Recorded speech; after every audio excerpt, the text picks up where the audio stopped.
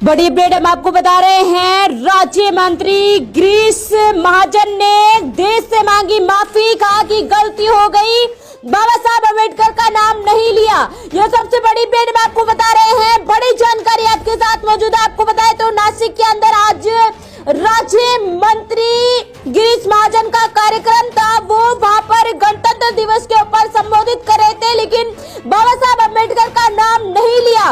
उसके बाद महिला कर्मचारी माधवी जाधव ने विरोध किया इसका, और उसके बाद उन्हें हिरासत में लिया गया। और उसके बाद अब फिलहाल के लिए बड़ी खबर निकल कर आ रही कि राज्य मंत्री गिरीश महाजन ने माफी मांगी है। उन्होंने कहा कि अनजाने में गलती हो गई। ये सबसे बड़ी अपडेट हम आपको बता रहे हैं। उन्होंने साफ तरीके से कहा कि अनजाने में चूक हो गई है, और इसी को लेकर ही वो माफी मांगते हुए नजर आई। ये सबसे बड़ी अपडेट हम आपको बता रहे हैं। राज्य के जल संसाधन मंत्री राष्ट्र ध्वज फहराने के बाद अधिकारी कार्यक्रम के अंदर पहुंचते हुए नजर आए थे। वहां पर उन्होंने भाषण दिया था, लेकिन गणतंत्र दिवस के ऊपर भाषण में संविधान निर्माता बाबा साहेब अम्बेडकर का नाम नहीं लिया था। उसी को लेकर ही माधवी जाधव ने विरोध किया था। और अब भी फिलहाल के लिए बड़ी अपडेट हम आपको बता रहे हैं, गिरीश महाजन ने माफी मांग ली है। ये बड़ी जानकारी आपके साथ मौजूद है। राहिला असेल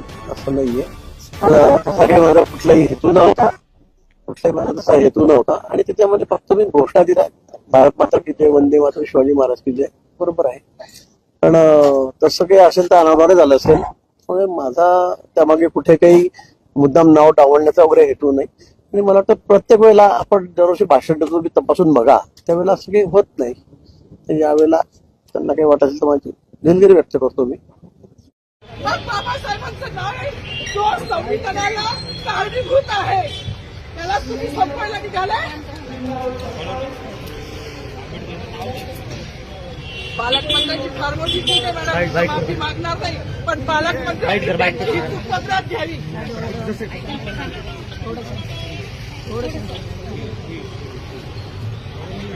मला मीडियाशी घेणं नाही मॅडम, मला सस्पेंड केलं, मी आळूच्या गाड्या उपसी, मी माफी काम करीन, म्हणजे बाबासाहेबांची ओळख पुसून येणार नाही. मला सस्पेंड करायचं करू शकता मॅडम. बाबासाहेबाला संपवायचं काम करायचं नाही.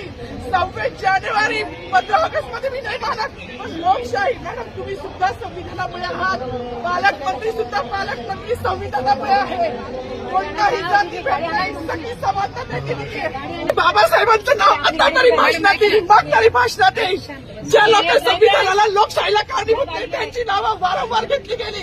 मग जो संविधानाला कारणीभूत आहे, तो प्रजासत्ताक दिनाचा जो मानकरी आहे, त्याचं नाव भाषणात का नाही?